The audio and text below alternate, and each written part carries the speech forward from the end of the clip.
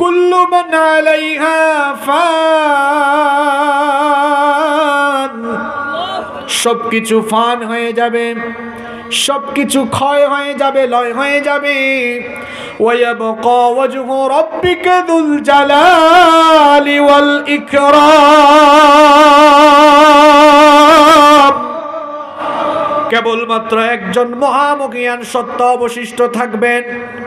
আর যিনি অবশিষ্ট থাকবেন, গলার আওয়াজ বড় করে সবাই বলেন, তিনি কে? কিচ্ছু থাকবে না, কিয়ামতের ময়দান কায়েম হয়ে যাবে। আর কিয়ামতের ময়দান হবে অত্যন্ত কঠিন এবং দুর্বিষহ একটি পরিস্থিতি। সেদিন এমন ভয়ঙ্কর পরিস্থিতি বিরাজ করবে। এখন তো সূর্য মানুষের মাথা থেকে 9,30,00,000 মাইল দূরে, 9,30,00,000 মাইল দূর থেকে সূর্যের যে আলো পৃথিবীতে আসে, সেই তাপের কারণে বর্তমানে আমাদের কি পরিস্থিতি দেখেন। গরমের যন্ত্রণায় আমরা অস্থির হয়ে আছি। 2-3 সপ্তাহ ধরে সালাতুল ইস্তিসকা, বৃষ্টি প্রার্থনার নামাজ হচ্ছে। 9,30,00,000 মাইল দূরে এখন সূর্য। 9,30,00,000 মাইল দূর থেকে সূর্য যে হিট দেয়, এই হিট তো দুনিয়াতে আসতে সময় লাগে, বিজ্ঞান বলে 8 মিনিট 10 সেকেন্ড। আল্লাহু আকবার। জবান দিয়ে কি আল্লাহর বড়ত্ব ঘোষণা হয় না? আল্লাহু আকবার বলেন। একটু বোঝার চেষ্টা করেন। আমি এই মাঠ দিয়ে হেঁটে এসেছি, আপনারা যেখানে বসে আছেন একটু তাকান তো, নিচের দিকে তাকান সবাই, দেখেন সূর্যের তাপে মাটি ফেটে গেছে। ঠিক আছে কথা? যে সূর্যের তাপে মাটি ফেটে এমন শক্ত হয়ে আছে, ওই সূর্য এই মাটি থেকে কত দূরে বলেন? কত দূরে? মুখস্থ কোনো ওয়াজ হবে না তো, আজকে আপনাদেরকে বাস্তবিক কিছু কথা বুঝিয়ে যাব ইনশাআল্লাহ। 9,30,00,000 মাইল দূরে সানলাইট, সূর্যের আলো ওখান থেকে হিট করছে, আর 9,30,00,000 মাইল দূরের মাটি ফেটে চৌচির হয়ে যাচ্ছে। আল্লাহু আকবার। এই সূর্যটা কত বড়! এই যে আমার সামনে অনেকগুলো ইলেকট্রিক্যাল লাইট আছে, এখানে অপারেটর ভাই বলতে পারবে এগুলোর ইউনিট কত। এখানে কি আছে নাকি অপারেটর ভাই? কত? 50-100 হতে পারে। এই 100 ইউনিট লাইট আমি যদি 100 ধরি, এক একটা 100, তাহলে কতগুলো জ্বালিয়েছে দেখেন। তার মানে হাজার হাজার ইউনিট জ্বালিয়ে ছোট্ট এই মাঠকে আলোকিত করা হয়েছে। আর গোটা পৃথিবীকে দিনের বেলা আলোকিত করে কয়টা লাইট? জোরে বলেন। এটার পাওয়ার কত, যেটা সারা পৃথিবীকে আলোকিত করে? বর্তমান বিজ্ঞানীরা বলেছেন যে সূর্য পৃথিবীকে আলোকিত করে, এর টেম্পারেচার দেওয়া হয়েছে 1,40,00,000 সেন্টিগ্রেড। আল্লাহু আকবার। 1,40,00,000 সেন্টিগ্রেড। স্টুডিওতে যারা কথা বলেন, আমরা মাঝে মাঝে স্টুডিওতে কথা বলি ক্যামেরার সামনে, যখন অনেকগুলো লাইট থাকে, এসি বন্ধ থাকলে লাইটের কারণে ঘাম বের হয়। যারা বিভিন্ন টিভি চ্যানেলে কথা বলেছেন তারা জানেন, স্টুডিওতে লাইটিংয়ের কারণে মাঝে মাঝে এসি না থাকলে ঘাম বের হয়। এই সূর্যের আলো 9,30,00,000 মাইল দূর থেকে আসতেছে, 1,40,00,000 সেন্টিগ্রেড। এটা আসে, সূর্যের আলো পৃথিবীতে আসতে সময় লাগে 8 মিনিট 10 সেকেন্ড। আর এই সূর্যটা কত বড়! বিজ্ঞানীগণ বলছেন পৃথিবী যত বড়, সূর্য পৃথিবীর চেয়ে তার চাইতে আরো 13 নয়, 13 শত নয়, 13,000 নয়, 13 লক্ষ পৃথিবী যত বড়, একা এক সূর্য তত বড়। আচ্ছা, পৃথিবী কত বড়? আমরা যারা তালা, পাইকগাছা, সাতক্ষীরার বাহিরে যাই নাই, এখানে বহু মানুষ আছে যারা বাংলাদেশের সব অঞ্চলে যায় নাই। আলহামদুলিল্লাহ, আমাকে আল্লাহ বাংলাদেশের সকল বিভাগ এবং প্রায় জেলা ঘোরার সুযোগ আল্লাহ করে দিয়েছেন আলহামদুলিল্লাহ। তো গোটা বাংলাদেশ ঘুরে দেখেছি, এটা খুব ছোট্ট একটা দেশ। এখন যিনি তালা বা সাতক্ষীরার বাহিরে যান নাই, তিনি তো জানেন না বাংলাদেশ কত বড়। এই বাংলাদেশ খুব ছোট্ট একটা দেশ। ওয়ার্ল্ড ম্যাপ, বিশ্ব মানচিত্রে বাংলাদেশের বি লেখারও জায়গা নাই। এত ছোট দেশে আমরা এত কামড়াকামড়ি করি। পার্শ্ববর্তী দেশ, প্রতিবেশী দেশ ভারত বাংলাদেশের চেয়ে আরও প্রায় 30-35 গুণ বড়। কানাডা বাংলাদেশের চেয়ে 90 গুণ বড়, আমেরিকা প্রায় 100 গুণ বড়, পৃথিবীতে আয়তনের সবচাইতে বড় দেশের নাম হলো রাশিয়া, যার আগের নাম সোভিয়েত ইউনিয়ন। এটি বাংলাদেশের মতো 160টা বাংলাদেশের সমান। পৃথিবীতে এইরকম 250টার বেশি দেশ আছে, এটা মিলে পৃথিবী নয়। এই 250টার বেশি দেশ মিলে পৃথিবীর স্থলভাগ মানে মাটি। পৃথিবীর 4 ভাগের 1 ভাগ মাটি, 3 ভাগই হলো পানি। এক একটা মহাসাগরের আয়তন কত উইকিপিডিয়াতে সার্চ করে দেখেন। আয়তনের সবচেয়ে বড় প্রশান্ত মহাসাগরের আয়তন 16,56,00,000 বর্গ কিলোমিটার। বিশাল এই পানি জগৎ, মাটি জগৎ মিলে পৃথিবী, আর এই পৃথিবীর মতো 13 লক্ষ পৃথিবীর সমান একটা সূর্য। আল্লাহু আকবার। ওই সূর্য মাটি থেকে কত দূরে? 9 কোটি। চিন্তা করেছেন 9 কোটি 30 লক্ষ মাইল দূর থেকে হিট দেয়। এই হিট যদি সরাসরি আসতো, মাথার চান্দি ফেটে যেত, আপনার গোটা তালা জ্বলে পুড়ে ছাই হয়ে যেত, গাছপালা পুড়ে যেত। আল্লাহ কত দয়াবান, সূর্যের আলো সরাসরি পৃথিবীতে আসে না। বায়ুমণ্ডলে অনেকগুলো ফিল্টার আল্লাহ স্থাপন করেছেন। বিজ্ঞান বিভাগে যারা পড়াশোনা করেছেন তারা জানেন, বায়ুমণ্ডলে অনেকগুলো ফিল্টার আল্লাহ স্থাপন করেছেন। বিজ্ঞানীরা এগুলোর নাম দিয়েছেন ট্রাপোস্ফিয়ার, স্ট্রাটোস্ফিয়ার, আইনোস্ফিয়ার, ম্যাগনেটোস্ফিয়ার, এক্সোস্ফিয়ার। এরকম বিভিন্ন স্তর থাকায় সূর্যের আলো সরাসরি দুনিয়ায় হিট করে না। এই ফিল্টারগুলোতে সূর্যের আলো পিউরিফাই হয়। সূর্যের আলো পিউরিফাই হয়ে হয়ে হয়ে হয়ে যতটুকু আলো পৃথিবীতে আসলে গাছপালা, উদ্ভিদ, প্রাণী সবাই বেঁচে থাকবে, ততটুকু আলো আল্লাহ দয়া করে পৃথিবীতে দান করেন। ওইটাও যখন মাঝে মাঝে একটু আমাদের পাপমাত্রার কারণে তাপমাত্রা বাড়ে। আপনাদের কি মনে হয় তাপমাত্রা এমনি এমনি বেড়েছে? আমাদের পাপ মাত্রা বেড়েছে, তাপমাত্রাও কি? আমাদের পাপের মাত্রা কম তো? জোরে বলেন। নামাজ কম না বেশি? চুরি ডাকাতি কম না বেশি? আরে যাদেরকে চুরি ডাকাতি, রাষ্ট্র থেকে চুরি ডাকাতি নির্মূলের দায়িত্ব দেওয়া হয়েছে, ওরা নিজেরাই এক একটা বড় বড় চোর হয়ে আছে। এরকম এক ওকে চোর বললাম না, ডাকাত বললাম, এরকম এক ডাকাতের কাহিনী বাংলাদেশের মানুষ পত্র পত্রিকায় পড়ছে। আমি তার নাম বললাম না, পত্রিকার রিপোর্টগুলো পড়েছি আমরা, দেখেছি। বলা হয়েছে তার সারা জীবনের বেতন ভাতা মিলে হয় 1,90,00,000 টাকা, অথচ তার সম্পদের পরিমাণ 1000 কোটির উপরে। কি ওই আল্লাহর ওলির নাম জানেন তো আপনারা? নজিরবিহীন। তো যাদেরকে দায়িত্ব দেওয়া হয়েছে চুরি ডাকাতি নির্মূলের জন্য, এটা আমাদের কথা নয়, পত্র পত্রিকার মারফতে আমরা জানছি নিজেরাই তারা বড় বড় চোর হয়ে বসে আছে। পাপ মাত্রা যখন বেড়ে যায়, ওই জমিনের উপরে তাপমাত্রাও জোরে বলেন। তা আমি বলছিলাম কিয়ামতের ময়দানের কথা। দুনিয়ার ময়দানে সামান্য একটু বেড়েছে, মানুষ স্থির না অস্থির? জোরে বলতে হবে। 9,30,00,000 মাইল দূর থেকে সূর্য হিট দিল, আপনি অস্থির হয়ে গেলেন। আমার বাবারা, আমার মায়েরা, ভাইয়েরা, বোনেরা শোনেন, কিয়ামতের ময়দানে ওই 9,30,00,000 মাইল দূরের সূর্য মানুষের মাথার একেবারে নিকটবর্তী চলে আসবে। এই সূর্য যখন মানুষের মাথার একেবারে নিকটবর্তী চলে আসবে, অবস্থা সেদিনে তো ভয়াবহ হবে। সূর্যের প্রচণ্ড তাপে জমিন, কিয়ামতের ময়দান তখন তামার জমিনে পরিণত হয়ে যাবে। গুনাহগার পাপী তাপীদের মাথার চান্দি সেদিন ফেটে যাবে। মাথার চান্দি ফেটে মগজগুলো উতরাতে থাকবে। এই ভয়াবহ পরিস্থিতি আমি কোন উপমা দিয়ে আপনাদেরকে বুঝাবো আমি জানি না। মহিলারা যখন চুলায় ভাত রান্না করে পানি গরম হয়ে গেলে যেমন চালগুলো উতরাতে আরম্ভ করে, সেদিন কিয়ামতের ময়দানে সূর্যের প্রচণ্ড তাপে গুনাহগারদের মাথার চান্দি ফেটে মগজগুলো উতরে উতরে গলে গলে বেয়ে বেয়ে পড়তে থাকবে। পাপী তাপী জাহান্নামী বেঈমানরা ঘরমাক্ত হয়ে যাবে। কেউ হাঁটু পর্যন্ত ঘামাবে, কেউ কোমর পর্যন্ত, কেউ বুক পর্যন্ত, কেউ বা আবার ঘামের মধ্যে সাঁতরাতে থাকবে। মানসিক ভয়াবহ পরিস্থিতি সেদিন পর্যবেক্ষণ করবে।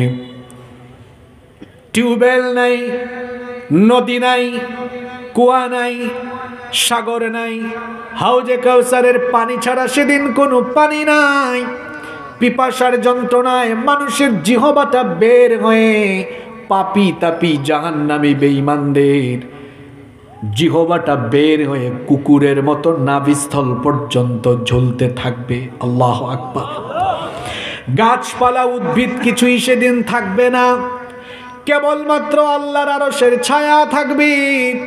সেই দিন রব্বুল আলামিন কিয়ামতের ময়দানে দয়া করে অনুগ্রহ করে 7 শ্রেণীর মানুষকে ডেকে ডেকে ডেকে ডেকে তার রহমতের ছায়ায় আরশের ছায়ার নিচে জায়গা দিবেন।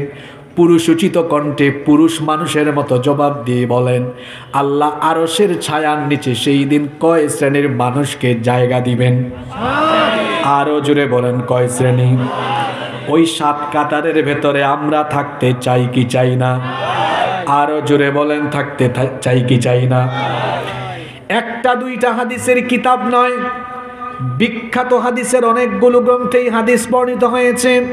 বুখারী, মুসলিম, তিরমিজি, নাসাই, আবু দাউদ সহ অনেকগুলো হাদিসের গ্রন্থে এক যুগে এই হাদিস বর্ণিত হয়েছে।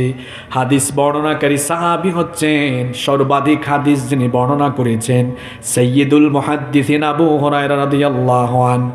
তিনি বলেছেন, আল্লাহর হাবিব বলেছেন, সাবআতুন ইউযিল্লুহুমুল্লাহু ফি যিল্লিহি ইয়াওমা লা যিল্লা ইল্লা যিল্লুহু। 7 শ্রেণীর মানুষকে রব্বুল আলামিন কিয়ামতের সেই মহাবিভীষিকাময় দিনে তার আরশের ছায়ার নিচে জায়গা দিবেন, যেই দিন আল্লাহর আরশের ছায়া ছাড়া আর কোনো ছায়া থাকবে না।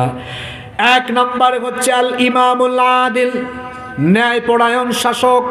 2 নম্বর হলো ওয়াশাবুন নাশাআ ফি ইবাদাতিল্লাহ, ওই যুবক যে তার যৌবনকাল আল্লাহর ইবাদতে কাটিয়েছে। 3 নম্বর হলো রাজুলুন কলবুহু মুআল্লাকুন ফিল মাসাজিদ, মসজিদের সাথে যেই ব্যক্তির অন্তর, মসজিদের সাথে যে ব্যক্তির অন্তরের সম্পর্ক, অন্তরের টান থাকে। 4 নম্বর হলো রাজুলানি তাহাব্বান ফিল্লাহ ইজতামা আলাইহি ওয়া তাফাররাকান আলাইহি, যে ব্যক্তি আল্লাহর সন্তুষ্টির জন্য কাউকে ভালোবাসে আবার আল্লাহর জন্য কারো সাথে সম্পর্ক ছিন্ন করে। 5 নম্বর হলো ওয়ারাজুলুন দাআতহু ইমরাআতুন যাতু মানসিবিন ওয়া জামাল, ওই ব্যক্তি যাকে কোনো সুন্দরী অভিজাত বংশীয় রূপসী মেয়ে তাকে যখন তার চরিতার্থ করার জন্য আহ্বান জানায়, আর সে যখন বলে ইন্নী আখাফুল্লাহ, আমি আল্লাহকে ভয় করি। 6 নম্বর হলো ওয়ারাজুলুন তাসাদ্দাকা বিসাদাকাতিন ফাআখফাহা হাত্তা লা তা'লামা শিমালুহু মা তুনফিকু বিয়ামিনিহি, ওই ব্যক্তি যার ডান হাত কি দান করেছে বাম হাত টেরও পায় না। 7 এবং সর্বশেষ হলো ওয়ারাজুলুন যাকারাল্লাহু খালিয়ান ফাফাদাত আইনাহু, ওই ব্যক্তি যে ব্যক্তির অন্তর আল্লাহর ভয়ে কম্পিত হয়ে, যে ব্যক্তির চক্ষু থেকে আল্লাহর আযাবের ভয়ে চোখের পানি ঝরে, সেই আল্লাহর ভয়ে ক্রন্দনকারী ব্যক্তি। এই হলো মোট 7 শ্রেণীর 7 ব্যক্তি। এই 7 শ্রেণীর ব্যক্তিকে রব্বুল আলামিন কিয়ামতের দিন তার আরশের ছায়ার নিচে জায়গা করে দিবে। কয় শ্রেণী?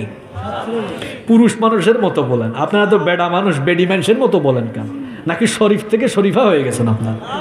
এখন তো কি শয়তানি চলে, শরীফ নাকি মুন্না কি কোনোদিন মুন্নি হতে পারে? এটা মুখে মুখে পারবে, কিন্তু শরীরের যন্ত্রাংশ পাল্টাইয়া হইতে পারবে না। ঠিক আছে কথা?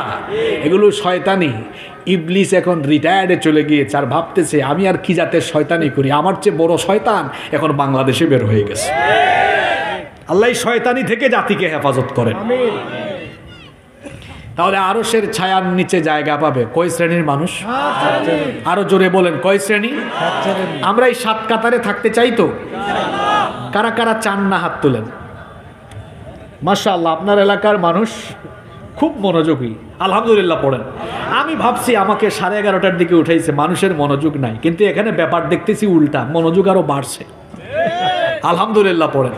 তা আপনাদের মনোযোগ যদি বাড়ে, আমারও আজকে মনোযোগ বাড়বে ইনশাআল্লাহ।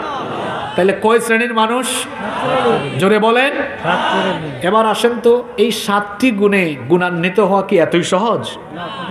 কি মনে হয় আপনাদের এতই সহজ? আসেন তো একটু শুরু করি। 1 নাম্বার, আল ইমামুল আদিল, ন্যায়পরায়ণ নেতা, ন্যায়পরায়ণ শাসক, ন্যায়পরায়ণ নেতা। আগে খেতার কথা না নেতার কথা? জুড়ে বলতে হবে, আগে খেতার কথা না নেতার কথা? নেতার কথা এখানে আগে আসলো কেন? ড্রাইভার ঠিক না থাকলে গাড়ি ঠিক থাকবে? কই যাবে, রাস্তায় না খাদে? জোরে বলেন। ড্রাইভার অদক্ষ হলে গাড়ি যেমন খাদে যাবে, যে কোনো সমাজের নেতা ঠিক না হলে ওই সমাজ নষ্ট হয়ে যাবে। এজন্য আগে কি ঠিক করতে হয়? গাড়ির জন্য আগে প্যাসেঞ্জার ঠিক করে না ড্রাইভার ঠিক করে? জোরে বলেন। গাড়ির জন্য আগে প্যাসেঞ্জার না ড্রাইভার? সমাজ বা জনপদের জন্য আগে কি লাগে? শেষরা, চোর, চামার, দুর্নীতিবাজ, লুটপাটকারী, বদমাইশ, গুন্ডা পান্ডা যখন সমাজের নেতা হয়, ওই সমাজ তখন নষ্ট হয়ে যায়। আর আল্লাহওয়ালা মানুষরা যখন সমাজকে নেতৃত্ব দেয়, ওই সমাজে তখন জান্নাতি পরিবেশ বিরাজ করে, ঠিক কি না? এজন্য আরশের ছায়ার নিচে 1 নম্বরে জায়গা পাবে খেতা না নেতা? জোরে বলেন। কি জাতের নেতা? চোর বাটপার? তাইলে ন্যায়বান। জোরে বলেন, কি বান? আল্লাহ তাআলা তিনি হচ্ছেন ন্যায়বান। এটা কার স্বভাব? জোরে বলেন। আল্লাহ কি কারো উপরে অবিচার করেন? আল্লাহ তাআলা হচ্ছেন ইনসাফকারী, তিনি হচ্ছেন সর্বশ্রেষ্ঠ সুবিচারক। আল্লাহ কারো উপরে অবিচার করেন না, তিনি হলেন সুবিচারক। এজন্য তিনি সুবিচারের আদেশ মানুষকে দিয়েছেন। এই কোরআনে কারীমে আল্লাহ আমাদেরকে আদেশ করেছেন, আমি আল্লাহ যেমন কারো উপরে অবিচার করি না, বেইনসাফি করি না, তোমরাও কারো উপরে অবিচার করো না, ন্যায় বিরোধী অন্যায় কোনো কিছু করো না।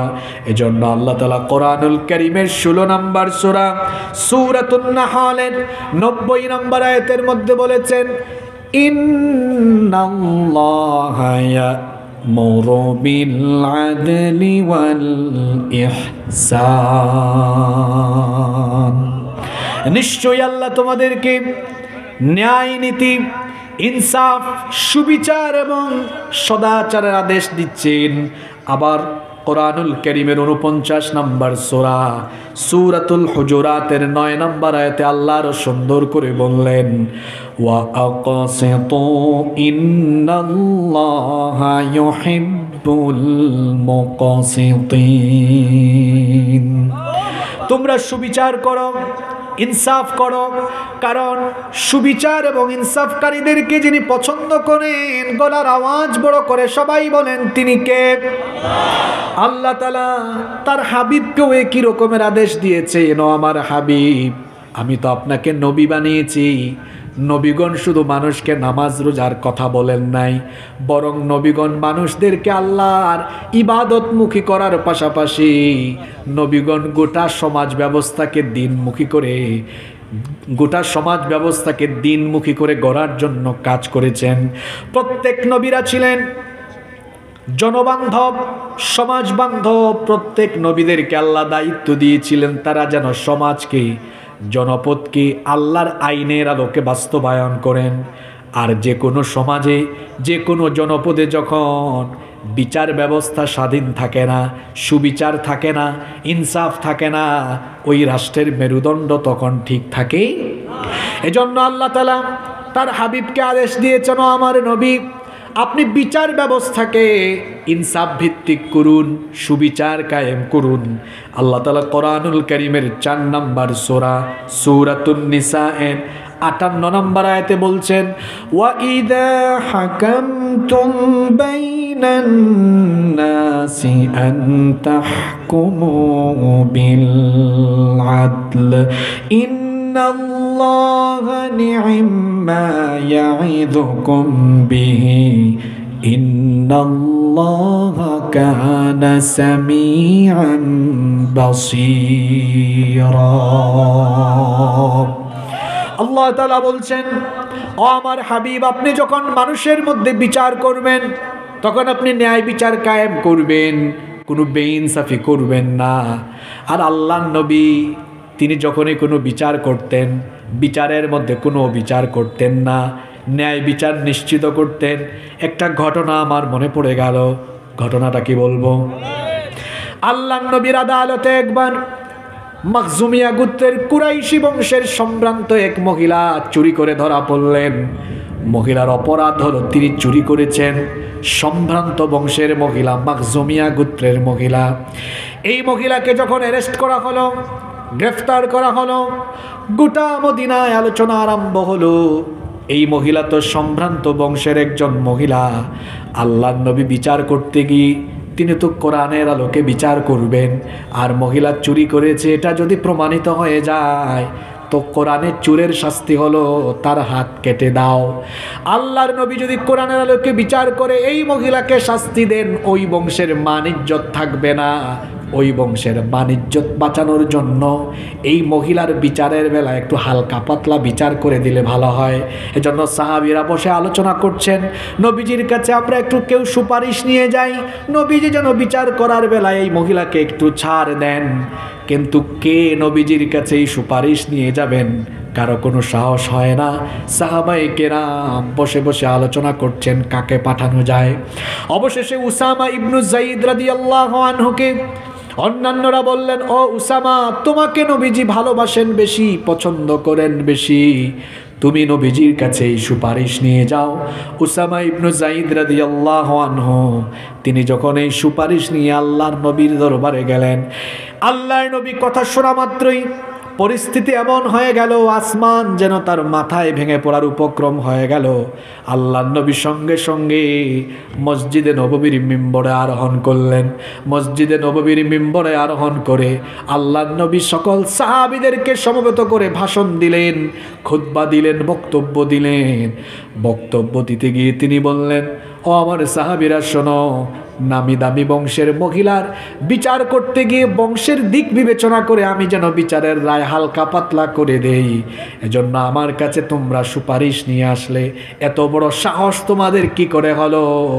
আজকে আদালতের কাঠগড়ায়, বিচারের কাঠগড়ায় ওই সম্ভ্রান্ত বংশের মহিলা না হয়ে যদি আমার কলিজার টুকরা মেয়ে ফাতেমা হতো, যাকে আমি এত ভালোবাসি, এত আদর করি, এত মহব্বত করি, আদালতের কাঠগড়ায়, বিচারের কাঠগড়ায় ওই মহিলার পরিবর্তে যদি আমার নিজের কলিজার টুকরা মেয়ে ফাতেমাও হতো, তাহলে বিচার করতে গিয়ে আমার মেয়ে হিসাবে স্বজনপ্রীতি দেখায়া বিচার আমি হালকা পাতলা করতাম না, বরং বিচারের সঠিক রায় দিয়ে জল্লাদকে দায়িত্ব না দিয়ে নিজের মেয়ের হাত আমি বাপ হয়ে বিচারক হয়ে নিজেই কেটে ফেলতাম। আল্লাহু আকবার কইতে ইচ্ছা করে না? হ্যাঁ, এটা কি কম বড় কথা? প্রেসিডেন্টের বিচার ব্যবস্থা বলছেন আমার মেয়েও যদি এই কাজ করতো হাত কেটে ফেলতাম। আর আমার দেশে এমন বহু এলাকা আছে, মেম্বার সামান্য, চেয়ারম্যান সামান্য, তার এলাকার তার বংশের কেউ বহু কিছু করে পার পেয়ে যায়, খবরও হয় না, ঠিক কি না? নিজের বেলায় ন্যায় বিচার ভুলে যায়। বিচার ব্যবস্থা হলো এমন একটা জিনিস, বিচার ব্যবস্থা হলো এমন গুরুত্বপূর্ণ জিনিস, কোনো সমাজ বা জনপদের বিচার ব্যবস্থা যখন স্বাধীন থাকে না, ওই রাষ্ট্রের মেরুদণ্ড কখনো সোজা থাকে না। রাষ্ট্রের মধ্যে জুলুমতন্ত্র আরম্ভ হয়ে যায়। আর যেই সমাজে বা যেই দেশে সুবিচার নাই, ইনসাফ নাই, ন্যায় বিচার নাই, ওই সমাজে ভালো মানুষ জেলে থাকে আর চোর বাটপাররা জেলখানার বাহিরে থাকে। এজন্য আল্লাহর নবী বলেছেন, সুবিচারকরা যারা ইনসাফ কায়েম করে, ন্যায় নীতি কায়েম করে, এদের সম্মান আছে, মর্যাদা আছে। এদেরকে হাসরের মাঠে আরশের ছায়ার নিচে যিনি জায়গা দিবেন, জোরে বলেন তিনি কে? আস্তে বলবেন না, জোরে বলেন তিনি কে? একজন ন্যায় বিচারকের মর্যাদা আল্লাহর কাছে কত বেশি শোনেন। তিরমিজির হাদিসে আল্লাহর নবী বলেছেন, ইন্নাল্লাহা মাআল কাদি মা লাম ইয়াজুর ফাইদা জারা বারি আল্লাহু মিনহু ওয়া আলজামাহু শাইতান। যখন কোনো বিচারক বিচার করতে গিয়ে ন্যায় বিচার যতক্ষণ কায়েম করে, ওই বিচারকের সাথে আল্লাহর রহমত ততক্ষণ থাকে। আর যখন সে ন্যায় বিচার ভুলে গিয়ে, যখন সে দুনিয়ার মোহে কিংবা উপরের চাপে যখন সুবিচারের পরিবর্তে অবিচার আরম্ভ করে, ওই বিচারকের কাছ থেকে আল্লাহর রহমত উঠে যায়, শয়তান তার সাথী হয়ে যায়। তাহলে এই হাদিসের আলোকে আমরা বলতে পারি, আসমানের নিচে জমিনের উপরে যারা বিচার ফায়সালার ক্ষেত্রে ভালো মানুষ নিরপরাধ মানুষের উপর জুলুম করে বসে, চেহারা সুরতে এরা মানুষ হলেও আসলে প্রকৃত পক্ষে এরা হলো মানুষরূপী ইবলিস, শয়তানের ভাই। এইরকম বিচারক তো নাই। জি জোরে বলেন। এটা শুধু ওই আদালতের বিচার না, এটা যে কোনো সেক্টর হতে পারে। এখানে একটা মীমাংসা বৈঠকের বিচারকও হতে পারে। আরে আমাদের বিভিন্ন গ্রামে পাড়া মহল্লায়ও এমন ঘুষখোর বিচারক আছে, সিগারেট বা সামান্য 100-200-500 টাকা খায়া বিচারের রায় উল্টায়া দেয়। অবশ্য তালা এরকম নাই। জি, পরিবার, সমাজ, রাষ্ট্র, যে কোনো ক্ষেত্রে আপনি যদি বিচারকের ভূমিকায় থাকেন, ন্যায় বিচার আপনাকে কায়েম করতে হবে। ন্যায় বিচারকের অনেক মর্যাদা। আল্লাহর নবী আরো বলেছেন, এই হাদিসটি মুসলিম শরীফে এসেছে, ইন্নাল মুকসিতিনা ইনদাল্লাহি আলা মানাবিরি মিন নূরিন আন ইয়ামিনির রহমানি আযজা ওয়া জাল। আল্লাহর নবী বলেছেন, ন্যায় বিচারকের এত মর্যাদা, কিয়ামতের মাঠে ন্যায় বিচারকদেরকে আল্লাহ তাআলার আরশে আজিমের ডান পাশে আল্লাহ তাদেরকে নূরের আসনে বসাবেন, সমাসীন করবে। তাহলে ন্যায় বিচারকের মর্যাদা আল্লাহর কাছে কম না বেশি? আসতে বলবেন না, জোরে বলেন, কম না বেশি? সুতরাং আরশের ছায়ার নিচে জায়গা পেতে হলে ন্যায় বিচার করতে হবে। এই ন্যায় বিচার শুধু আদালত বা বিচারকের চেয়ারে বসেই নয়, আপনার পরিবারেও আপনাকে ন্যায় বিচার করতে হবে। মহিলা প্যান্ডেলে যারা আছেন, অনেক মায়েরা আছেন, সন্তান লালন পালনে অনেকে ইনসাফ করে না। দেখা যায় অনেকে ছেলেকে আদর করে বেশি, মেয়েকে আদর করে কম। বড় ছেলে টাকা কামায় বেশি, ছোট ছেলে টাকা কামায় কম। যে টাকা কামায় বেশি তাকে আদর করে বেশি, যে টাকা কামায় কম তাকে আদর করে কম। এটা ইনসাফ না বেইনসাফ? আরো জোরে বলেন, ইনসাফ না বেইনসাফ? সুতরাং যে কোনো ক্ষেত্রে, যে কোনো সেক্টরে ইনসাফের বিপরীত করলেই আপনি জালিম হয়ে আল্লাহর আদালতে দাঁড়াতে হবে। আর ন্যায় বিচার করলেই সম্মান মর্যাদা যিনি বাড়িয়ে দিবেন, জোরে বলেন, তিনি কে?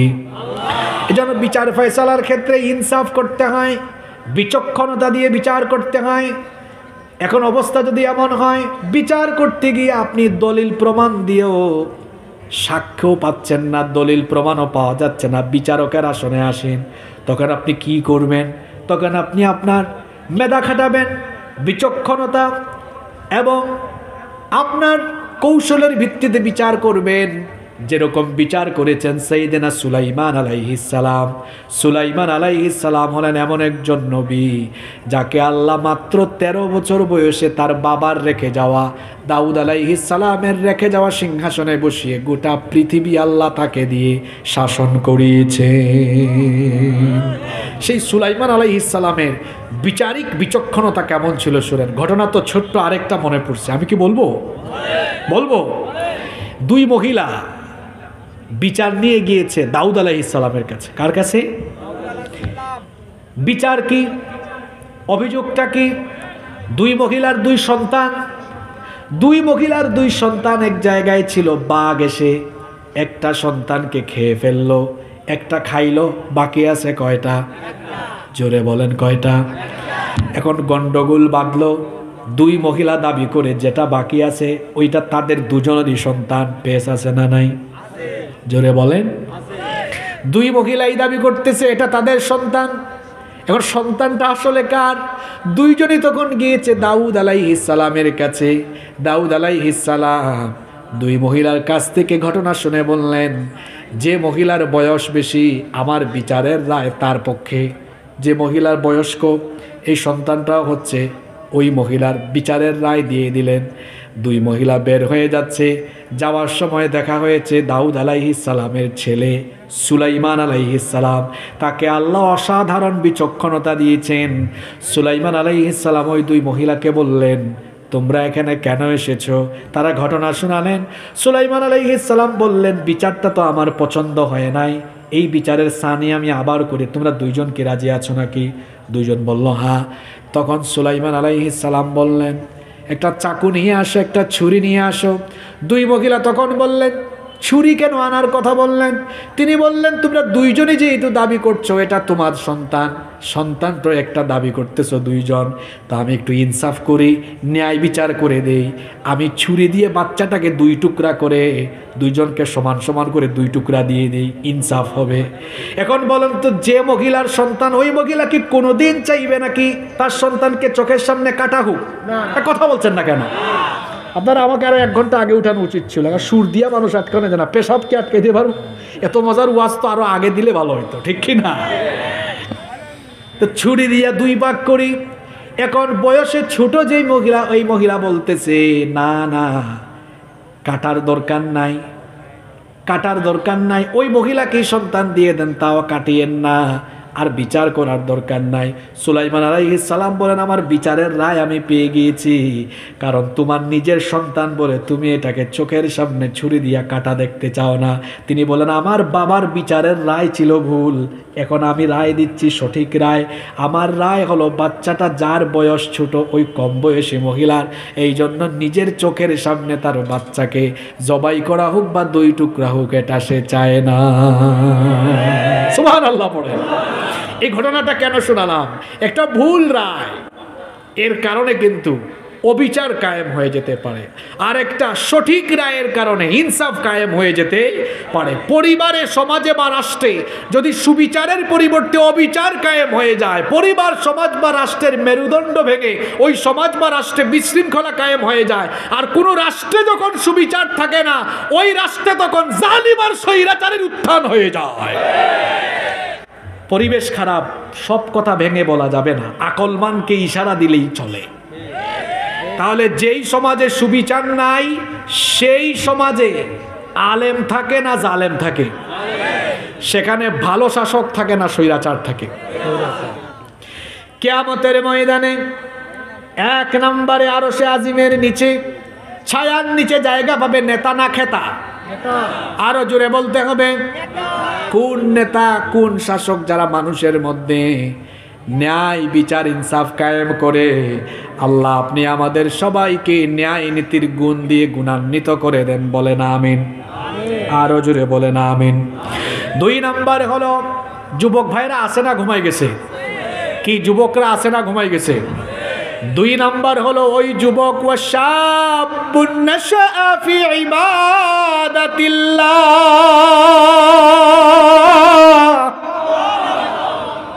ওই যুবকেরা যারা তাদের যৌবনকাল, যৌবনের বয়স আল্লাহর ইবাদতে কাটায়। যৌবনকালে যারা লম্বা চুল রেখে স্টাইল করে না, তামাশা করে যৌবন কাটায় না, ডিজে স্টাইলে বাইক চালায়া রং তামাশা করে যারা যৌবন চালায় না, যৌবন বয়সে যারা মেয়েদের ফিতনায় পড়ে টিকটক করে কিংবা অশ্লীলতা বেহায়াপনার সাগরে ডুব দিয়ে যৌবন কাটায় না, বরং তার যৌবনকাল আল্লাহর ইবাদতে, যৌবনকাল আল্লাহর আনুগত্যে কাটায়, ওই যুবককে কিয়ামতের দিন আরশে আজিমের ছায়ার নিচে যিনি জায়গা দিবেন, জোরে বলতে হবে তিনি কি? আমার যুবক ভাইয়েরা, আপনাদের এই যৌবনকাল হলো জীবনের শ্রেষ্ঠ গনিমত। এই যৌবনকাল হলো আল্লাহর দেওয়া দামি নেয়ামত। যৌবনকালকে বলা হয় মানুষের জীবনের স্বর্ণালী সময়। এই যৌবনকালে মানুষের শরীরে শক্তি থাকে কম না বেশি? জোরে বলেন, কম না বেশি? আমার যুবক ভাইয়েরা, এই মাঠের দিকে তাকান, আপনারা দেখেন চুল দাড়ি পেকে সাদা হয়ে গিয়েছে। এরকম বাবারাও একদিন আমাদের মতো ইয়াং ছিলেন, যুবক ছিলেন। আজকে যে তাদের চুল দাড়ি সাদা হয়ে গেল, পেকে গেল, বলেন তো তারা কি তাদের ধন সম্পদ দিয়ে কিংবা দুনিয়াবি ক্ষমতা দিয়ে তারা কি আর হারানো যৌবন, ফেলে আসা যৌবন কি আর ফিরে পাবেন নাকি? তাহলে বোঝা গেল যে যৌবন চলে যায়, সে যৌবন আর ফিরে আসে না। সুতরাং যৌবন যখন আছে, যৌবন যখন থাকবে, যৌবন থাকা অবস্থায় যৌবনের কদর করার দরকার আছে না নাই? কিন্তু বাস্তব অবস্থা হলো যখন আসে তখন সেটার দাম দেই না, করি তখন রং আর তামাশা।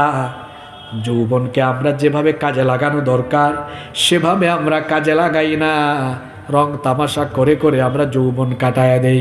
অথচ আল্লাহর নবী বলেছেন, ইখতানিম শাবাবাকা ক্বাবলা হারামিক, বুড়া হয়ে যাওয়ার আগে যৌবনকালকে তুমি তোমার জীবনের গনিমত মনে করো, যৌবনকালের কদর করো, যৌবনকালকে যথাযথভাবে কাজে লাগাও।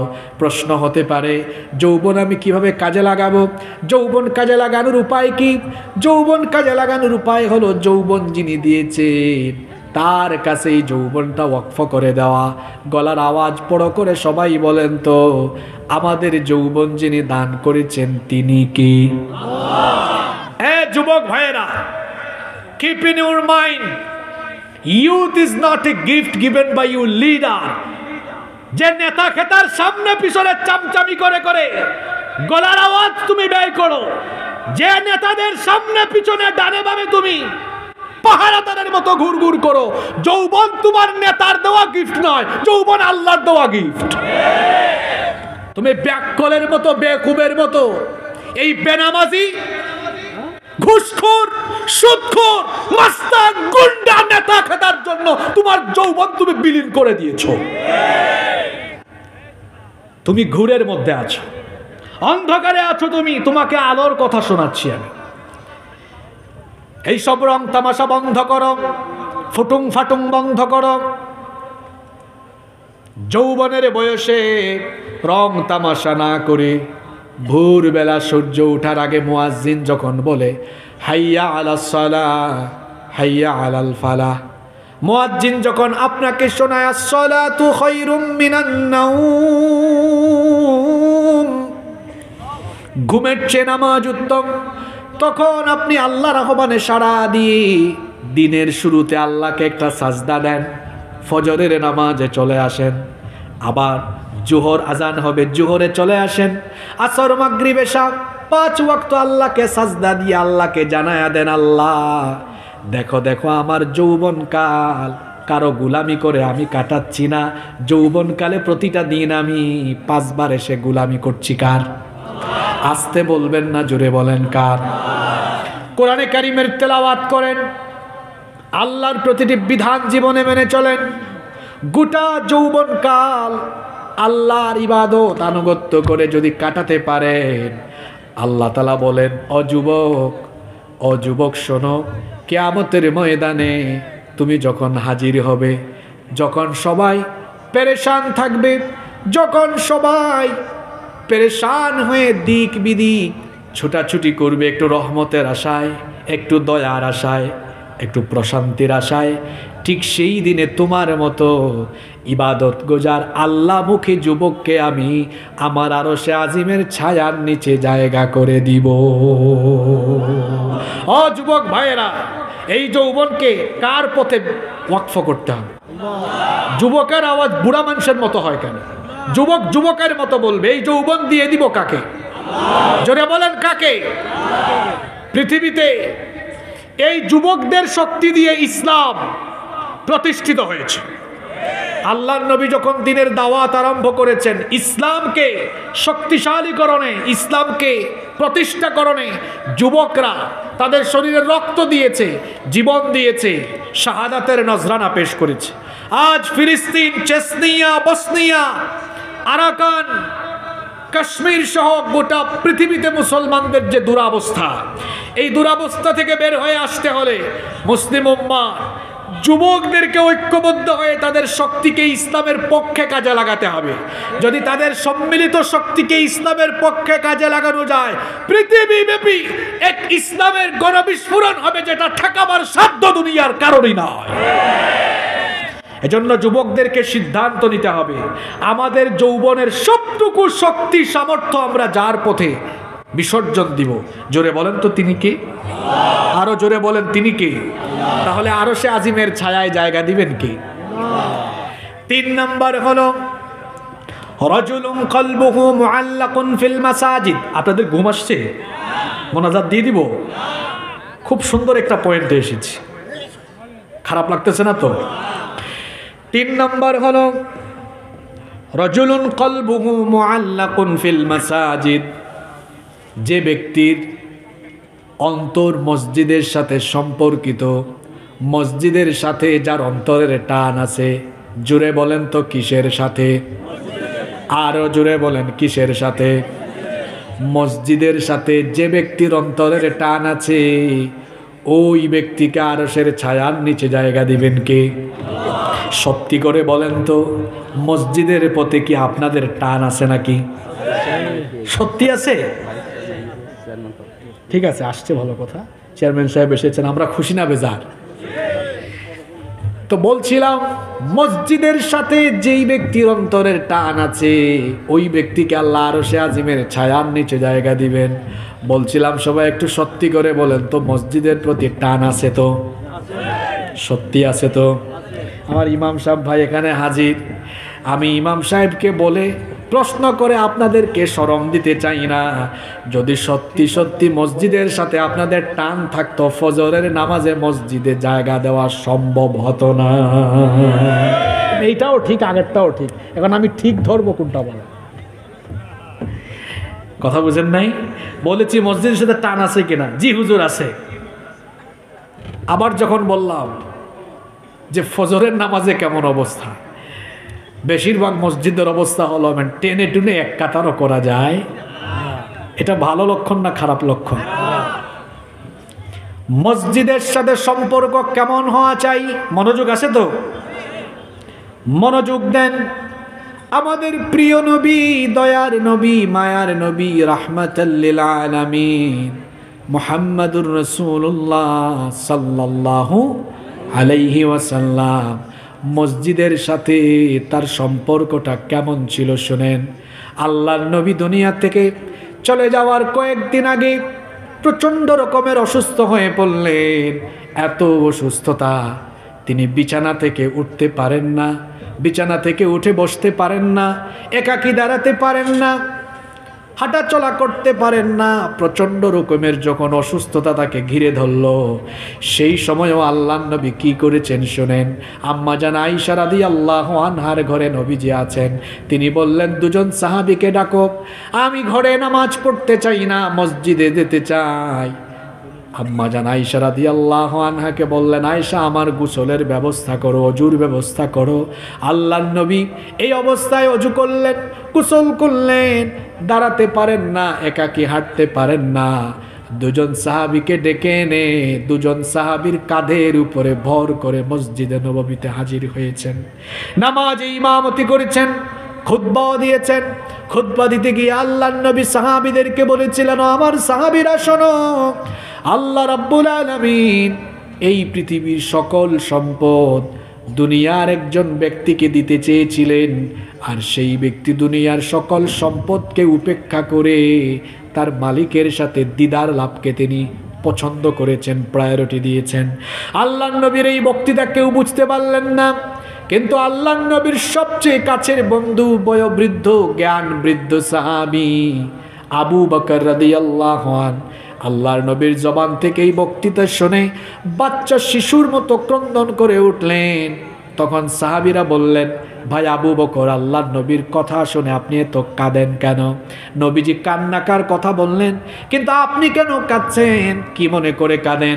আবু বকর রাদিয়াল্লাহু আনহু তখন বললেন, আমার ভাইয়েরা, তোমরা কেউ বুঝতে না পারলেও আল্লাহর নবীর বক্তব্যের মর্মার্থ আমি বুঝতে পেরেছি। এই পৃথিবীর সমুদয় সম্পদ তো আল্লাহ তার নবীকেই দিতে চেয়েছিলেন। তিনি সব কিছু বাদ দিয়ে মালিকের সঙ্গে দিদার লাভকে পছন্দ করেছেন। তার মানে হলো আল্লাহর নবী আমাদের মাঝে বেশি দিন আর থাকবেন না, তিনি দুনিয়া ছেড়ে চলে যাবেন। আমরা নবী থেকে মাহরুম হয়ে যাব, এতিম হয়ে যাব।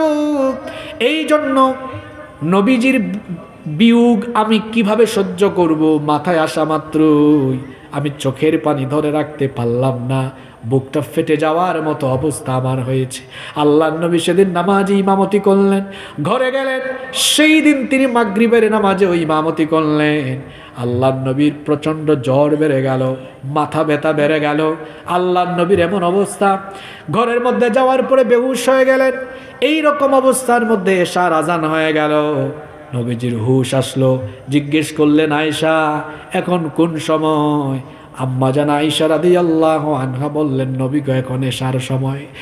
মসজিদে নববীতে বিলাল আজান দিয়েছে, সাহাবীরা অপেক্ষা করছেন আপনি যাওয়ার জন্য, আপনি গেলেই নামাজের জামাত আরম্ভ হবে। আল্লাহর নবী তখন বললেন, আয়েশা গো ঘরে আমার মন বসে না, মসজিদে যেতে চাই, অজুর পানির ব্যবস্থা করো। আম্মা জান আয়েশা রাদিয়াল্লাহু আনহা অজুর পানি আনতে গেলেন। আল্লাহর নবী বেহুশ হয়ে আবারও পড়ে গেলেন। ও তালার মানুষেরা শোনেন, মসজিদের সাথে সম্পর্কটা কেমন থাকা চাই। আম্মা জান আয়েশা রাদিয়াল্লাহু আনহা এসে দেখলেন নবীজি বেহুশ হয়ে গেলেন। কিছুক্ষণ পরে নবীজির হুশ আসলো। আল্লাহর নবী বললেন, ও আয়েশা নামাজ কি শেষ হয়ে গেল নাকি? আম্মা জান আয়েশা রাদিয়াল্লাহু আনহা বললেন, না গো নবী এখনো নামাজ শেষ হয় না, সাহাবীরা তো আপনার অপেক্ষায়। নবীজি যখন ওযু আরম্ভ করতে যাবেন আবারও তিনি বেহুশ হয়ে পড়ে গেলেন। কিছুক্ষণ পরে হুশ আসলো। আল্লাহর নবী এবার আবার ওযু করলেন। ওযু করে যখন রওনা দিতে যাবেন আবার তিনি বিছানায় বসে গেলেন, যেতে পারলেন না। নবীজি বুঝতে পারলেন আর তার দ্বারা মসজিদে নববীর ইমামতির জায়গায় গিয়ে দাঁড়ানো সম্ভব না। আল্লাহর নবী তখন বললেন, আয়েশা আমার মনে হয় আমি আর মসজিদে গিয়ে ইমামতি করতে পারবো না, তোমার পিতা আবু বকর রাদিয়াল্লাহু আনহুকে বলো আমার জায়নামাজে আজকে দাঁড়িয়ে যেতে। আয়েশা রাদিয়াল্লাহু আনহা তখন বললেন, ওগো আল্লাহর নবী, আল্লাহর কসম করে বলছি আমার বাবা বড় নরম দিলের মানুষ, আপনার জায়নামাজে তিনি দাঁড়ালে স্থির থাকতে পারবেন না। আপনি ওমর রাদিয়াল্লাহু আনহুকে আদেশটা করেন, কারণ ওমর নরম না গরম, কঠিন হৃদয়ের মানুষ, তিনি হয়তো দাঁড়াতে পারবেন, আমার পিতাকে বলবেন না। আল্লাহর নবী বললেন, আয়েশা গো আমার সবচেয়ে কাছের বন্ধু হলো আমার আবু বকর, সে আমার হিজরতের সাথী, আমার দুঃখের দিনের সাথী, সুখের দিনেরও সাথী। আমি আদেশ করেছি আমার আবু বকরকে বলো আমার জায়নামাজে দাঁড়িয়ে ইমামতি করার জন্য। এই আদেশ যখন আবু বকর রাদিয়াল্লাহু আনহু পেলেন তখন আবু বকর রাদিয়াল্লাহু আনহুর ইমামতিতে মসজিদে নববীতে নামাজ শুরু হয়ে গেল। আবু বকর রাদিয়াল্লাহু আনহু বাচ্চা শিশুর মতো ক্রন্দন করছেন, নামাজের তিলাওয়াত করছেন আর কাঁদছেন, পেছনে সাহাবীরাও কান্না করছেন। সেই দিন মসজিদে নববীর প্রতিটি কাতার থেকে শুধু কান্নার আওয়াজ শোনা যায়, কান্নার আওয়াজ শোনা যায়। আবু বকর এই জন্য কাঁদেন, আরে আল্লাহর নবী জীবিত থাকা অবস্থায় আল্লাহর নবীর জায়নামাজে আমি দাঁড়িয়ে গেছি, মানে আল্লাহর নবীর পিছনে নামাজ আদায় থেকে আমরা বঞ্চিত হয়ে গেছি। পিছনে সাহাবীরা কান্না করছেন, তাদের মধ্যে অনুভূতি পয়দা হয়েছে আল্লাহর নবী জীবিত থাকা অবস্থায় তার পিছনে নামাজ আমরা পড়তে পারছি না, তার মানে নবীজি থেকে হয়তো আমরা চিরতরে বঞ্চিত হয়ে যাওয়ার মতো পরিস্থিতিতে পড়ে যাচ্ছি। আল্লাহর নবী এই অবস্থায় বেহুশ হয়ে গেলেন। কিছুক্ষণ পরে যখন হুশ ফিরে আসলো নবীজি বললেন, আয়েশা নামাজ কি আরম্ভ হলো নাকি এখনো আরম্ভ হয় নাই? আম্মা জান আয়েশা রাদিয়াল্লাহু আনহা বললেন, নবী গো নামাজ তো চলছে।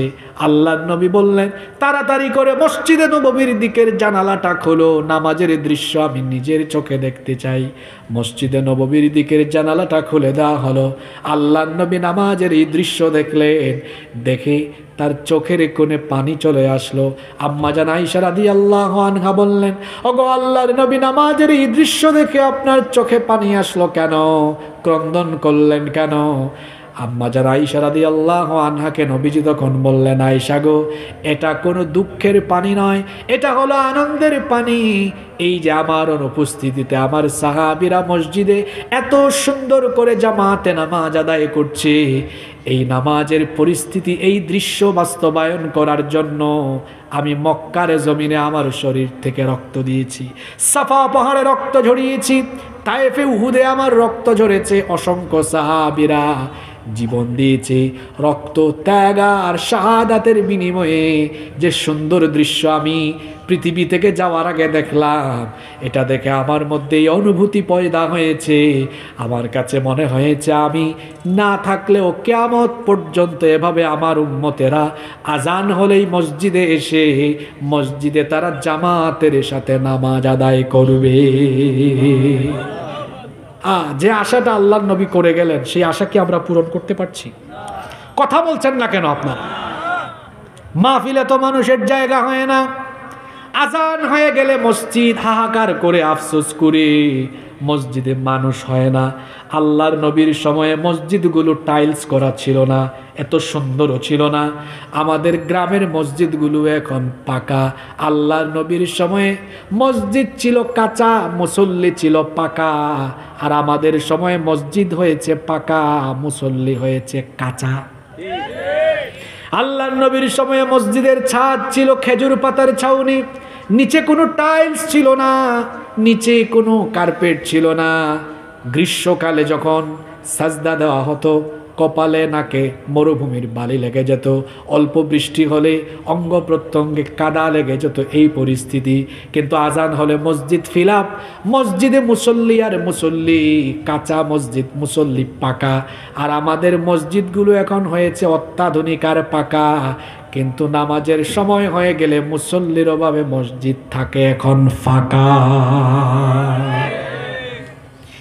এই যদি অবস্থা হয় তাহলে বোঝা গেল মসজিদের সাথে আমাদের হৃদয়ের কোনো টান, মসজিদের সাথে কোন ব্যক্তির হৃদয়ের টান আছে।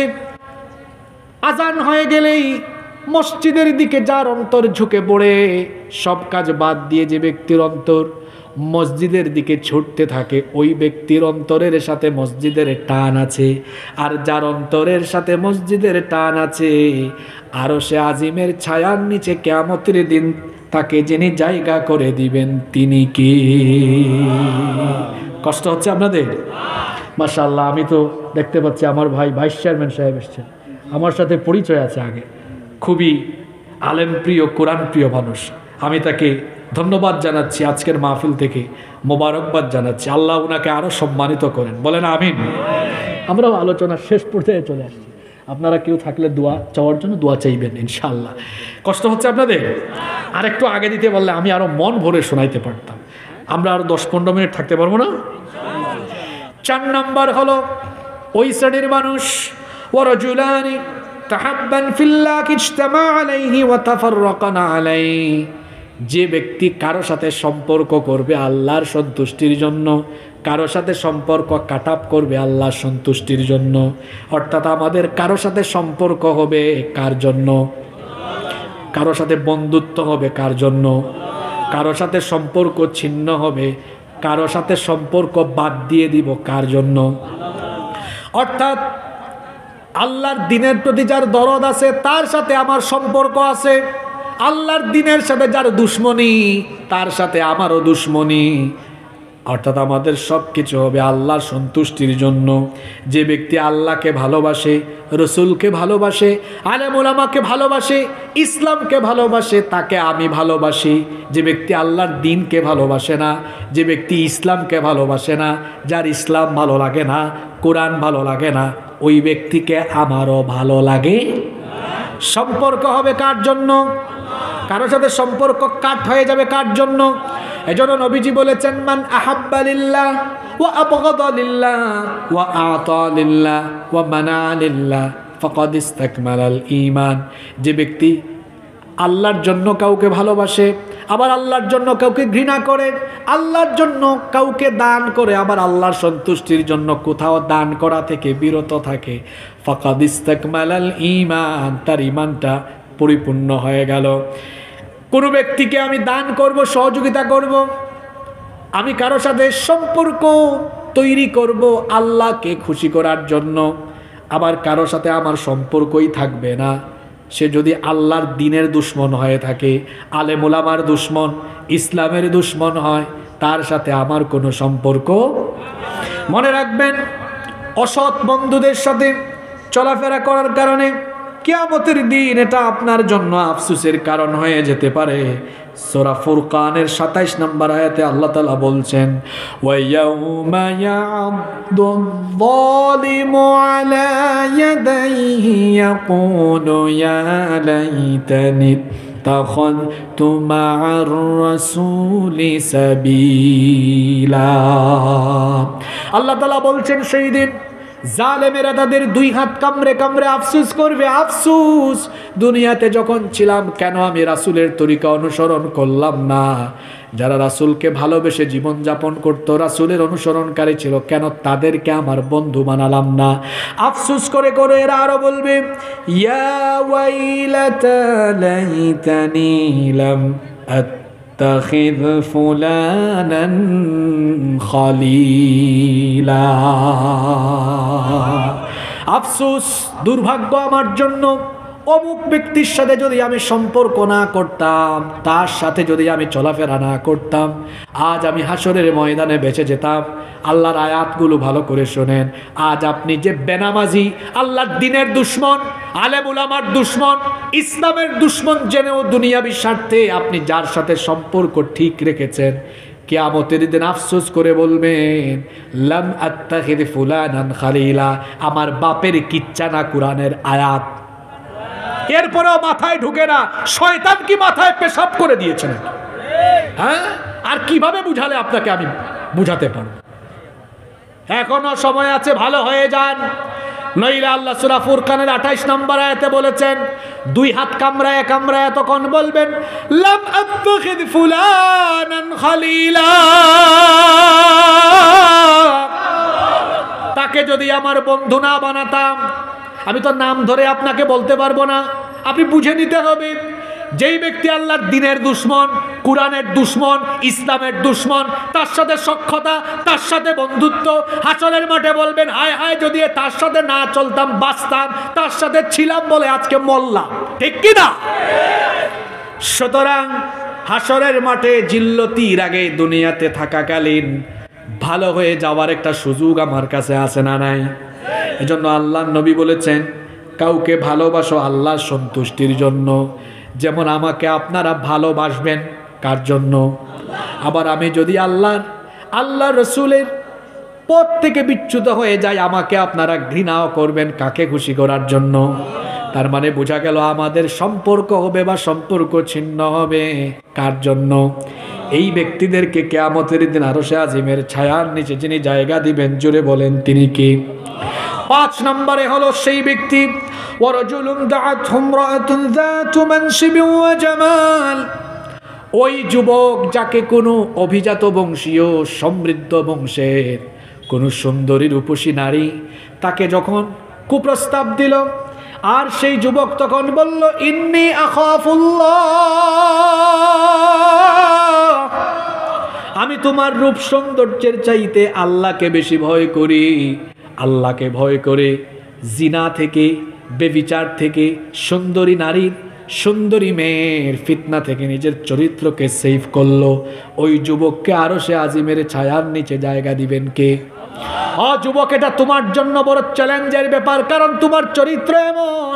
রাস্তা দিয়ে একটা সামান্য সুন্দরী মেয়ে হেঁটে গেলে তুমি তোমার বন্ধুকে বলো, বন্ধু কি দেখলাম, মাথা ঠিক নাই।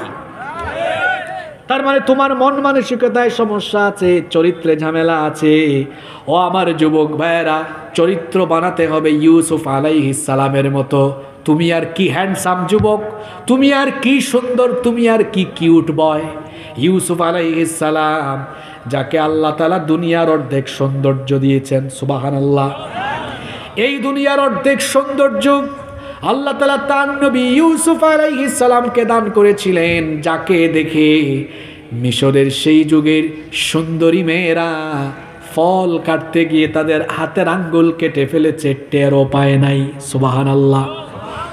ইউসুফ আলাইহিস সালাম যেই ঘরে লালিত পালিত হয়েছেন, বড় হয়েছেন, সেই ঘরের সুন্দরী নারী জুলাইখা তার চোখের সামনে ইউসুফ আলাইহিস সালামকে দেখে দেখে তার রূপে মুগ্ধ হয়ে পাগল পাড়া হয়ে গেল।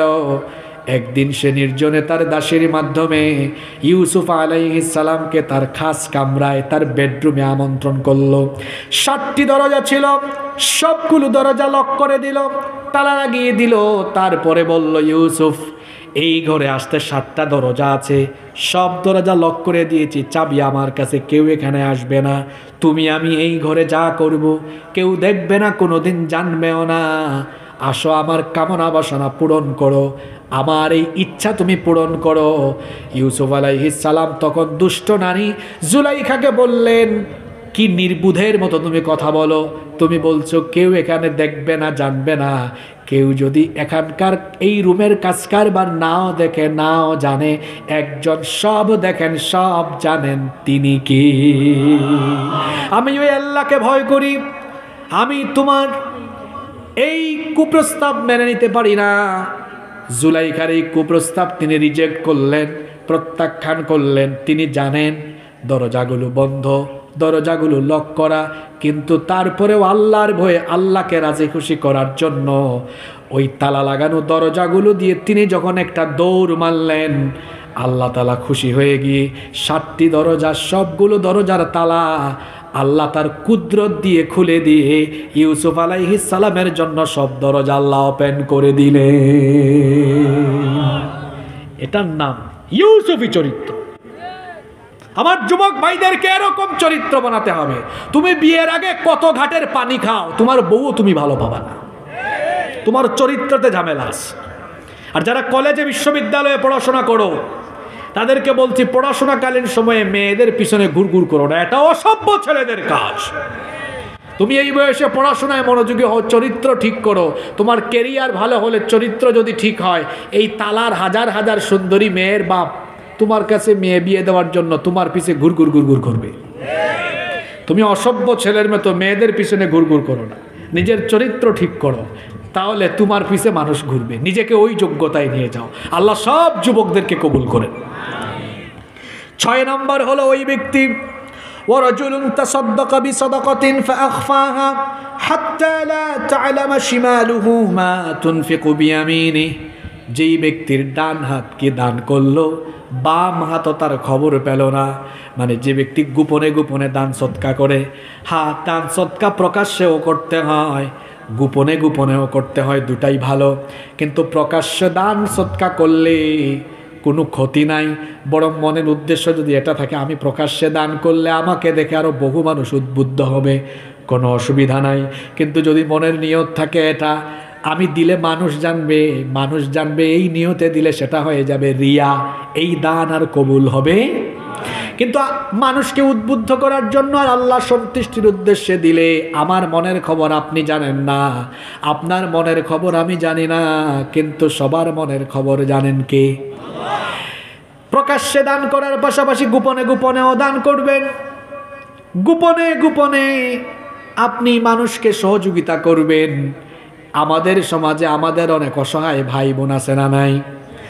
মসজিদে মাদ্রাসায় তো আমরা দান করি, সেটা ভালো কথা, কিন্তু মসজিদ মাদ্রাসায় দানের পাশাপাশি আমার পাড়ার, আমার এলাকার, আমার গ্রামের, আমার সমাজের অনেক অভাবী অসহায় মানুষ আছে, গোপনে গোপনে তার পাশে দাঁড়ানোর সুযোগ আমার আছে না নাই? পড়াশোনা যারা করো তাদেরকে বলছি, আমি আমার ছাত্র জীবন থেকে সামাজিক কর্মসূচি, সামাজিক কর্মকাণ্ডে জড়িত ছিলাম। যখন মাদ্রাসা ইউনিভার্সিটিতে পড়াশোনা করেছি, তখন বহু এতিম মেয়ের বিয়ে আমরা দিয়েছি। 10 জন, 20 জন, 30 জন, 40 জন ভাই মিলে যখন আমরা 500 টাকা, 1000 টাকা, 200 টাকা, 100 টাকা করে নেই, তখন দেখা যায় কয়েক হাজার টাকা হয়। এটা দিয়ে অনেক বিধবা, অনেক এতিম মেয়ে কিংবা অসহায় মানুষকে সহযোগিতার সুযোগ আছে না নাই? এভাবেও চাইলে কাজ করা যায়। শুধু কাজ করার জন্য কোনো অবস্থানে থাকা লাগে বিষয়টা এমন নয়, মনের ইচ্ছাটাই হলো গুরুত্বপূর্ণ বিষয়। আর আমার অভাবে অসহায় ভাই বোনকে সহযোগিতা করা, এটা মুমিন হিসাবে আমার দায়িত্ব, কর্তব্য। আল্লাহর নবী বলেছেন, যে ব্যক্তি তার কোনো মুসলমান ভাই বা বোনের অভাব অনটন দূর করে দিবে, আল্লাহ তাআলা ওই ব্যক্তির দুনিয়া আখেরাতের সব সমস্যা দূর করে দিবে। এই জন্য আমাদের চারপাশের অভাবী মানুষের পাশে দাঁড়ানোর দরকার আছে না নাই?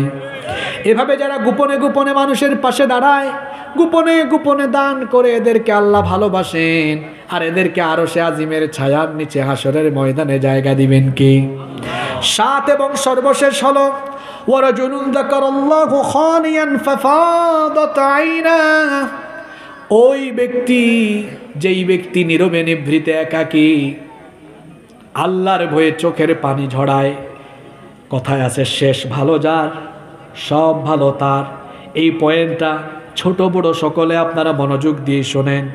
শয়তান যেভাবে আমাদেরকে ঘাপটি মেরে ধরেছে, যখন আমরা একটু একা হই, যখন আমরা একটু নীরবে থাকি, একাকিত্বে চলে যাই, তখন দেখবেন শয়তান আমাদেরকে দিয়ে গুনাহ করাতে চায়। যেমন একটা উদাহরণ দেই, যুবকদেরকে বলি, একা একা যখন রুমে থাকেন, মোবাইল হাতে থাকলে আজে বাজে চিন্তা আসে কি আসে না? জুড়ে বলেন। একাকী নীরবে নিবৃতে তামাশা, ফুর্তি, জিনা, অশ্লীলতা, বেহায়াপনা না করে বরং একা হলেই যার অন্তরে আল্লাহর আযাবের ভয় চলে আসে, যে ব্যক্তির অন্তরটা কেঁপে উঠে, আহারে রাত একটা, সব মানুষ ঘুমায় গেল, আমার মনে পড়ে গেল, আমার তো দিনগুলো কমে গেল। মানুষের হায়াত আসলে বাড়ে না, মানুষের হায়াত দিনে দিনে কমে যাচ্ছে, হায়াতটা ফুরিয়ে যাচ্ছে, কবরের দিকে আমি চলে যাচ্ছি। কি করলাম? আল্লাহর জাহান্নামের আযাব, এটা তো আমি সহ্য করতে পারবো না। আমি কত গুনাহ করেছি, পৃথিবীর মানুষ না জানলেও আল্লাহ জানে কি জানে না? আপনি কত গুনাহ করেছেন, কেউ না জানুক, আপনি জানেন না? চক্ষু বন্ধ করে দেখুন কি গুনাহ করেছেন, সব মনে আসবে। এই যে আমাদের গায়ে কাপড় চোপড় আছে, এগুলো ময়লা হয়ে গেল, ঘাম লেগে গেল, পরিষ্কার করার জন্য সাবান আছে, ডিটারজেন্ট পাউডার আছে। কাপড় ময়লা হয়ে গেলে ময়লা কাপড় পরিষ্কারের জন্য যেমন সাবান বা ডিটারজেন্ট পাউডার লাগে, তেমনি আমার আপনার জীবনের গুনাহের দাগ দূর করার জন্য চোখের পানির দরকার আছে না নাই? এই চোখের পানি তো বের হয় না, দিল পাথরের মতো শক্ত হয়ে গেল, রাতের বেলা চক্ষু থেকে পানি ঝরে না। আল্লাহর আযাবের কথা আপনার মনে পড়ে না? জাহান্নামের ভয়ে কলিজাটা কাঁপে না? আল্লাহর আযাবের ভয় অন্তরে আসে না? মাথায় আল্লাহর ভয়ের কাজ করে না? আল্লাহর নবী বলেছেন, সেই ব্যক্তিকে আল্লাহ আরশের ছায়ার নিচে জায়গা দিবেন, যেই ব্যক্তি একাকী নীরবে নিভৃতে আল্লাহর আযাবের ভয়ে চক্ষু থেকে পানি ঝরায়। আল্লাহর আযাবের ভয়ে যার চোখের পানি বের হয়, আল্লাহর ভয়ে ক্রন্দনরত ব্যক্তিকে আরশে আজিমের ছায়ার নিচে যিনি জায়গা দিবেন তিনি কি? এই কয়টা শ্রেণীর কথা বলেছি? জোরে বলেন তো দেখি, কে কে মনে রেখেছেন? 1 নাম্বার কি বলেছি? ন্যায় বিচারক। মাশাআল্লাহ, এই তো সাতক্ষীরার মানুষের মতো ওয়াজ শুনছেন আপনারা। ন্যায় বিচারক, বাদশা বা শাসক, নেতা। 2 নাম্বার ওই যুবক। কোন যুবক? যে যৌবনকাল কার পথে কাটায়? 3 নাম্বার যার অন্তরের সাথে কিসের টান? 4 নাম্বার সম্পর্ক হবে বা সম্পর্ক কাটাপ হবে কার জন্য? 5 নাম্বার ওই যুবক যাকে কোনো উচ্চবংশীয় সুন্দরী মেয়ে কুপ্রস্তাব দিলে সে তখন ফিরিয়ে দেয় কার ভয়ে? 6 নাম্বার যে ব্যক্তি গোপনে গোপনে দান করে। 7 নাম্বার যার চক্ষু আল্লাহর ভয়ে কাঁদে। সুবহানাল্লাহ। এই 7 গুণে গুণান্বিত হবে যারা, আরশে আজিমের নিচে কিয়ামতের বিভীষিকাময় দিনে আল্লাহর আরশে আজিমের নিচে জায়গা পাবে তারা। সুবহানাল্লাহ। আর আল্লাহর আরশে আজিমের নিচে কিয়ামতের মাঠে জায়গা পাবে যারা, সফল কাম তারা, জান্নাতি হলো তারা। তাহলে এই 7 শ্রেণীর ভিতরে আমরা থাকতে পারবো তো? তাহলে এখান থেকে আমরা অন্তত একটা শিক্ষা নারী পুরুষ সবার জন্য, মসজিদের সাথে যেটাকে আমরা এভাবে বলতে পারি নামাজের প্রতি টান থাকা। এই নামাজের প্রতি টান থাকবে তো আমাদের ইনশাআল্লাহ? নাকি আজান হলে খবর থাকবে না? আমাদের মসজিদ যেমন পাকা আমরাও হব, নাকি কাঁচা হব? আজ থেকে নামাজ ছাড়বো না। আজকে মসজিদের উদ্যোগে ওয়াজ, আজকে মসজিদের উদ্যোগে মাহফিল। আমাদের এই আলাদিপুর না, আমাদের আলাদিপুর বা আরও যারা দূর থেকে এসছেন, আমি শুনেছি দূর থেকে অনেক মা বোনেরা এসেছেন, অনেক ভাইয়েরা বাবারা এসেছেন। আমাদের পাড়ার যে মসজিদই আছে, আমরা আজান হলে মসজিদে হাজির হয়ে আমরা জামাতে নামাজ আদায় করব। পারবো তো ইনশাল্লাহ? আমরা কথা দিলাম তো। আল্লাহ আমাদের সবাইকে কবুল করে নেন।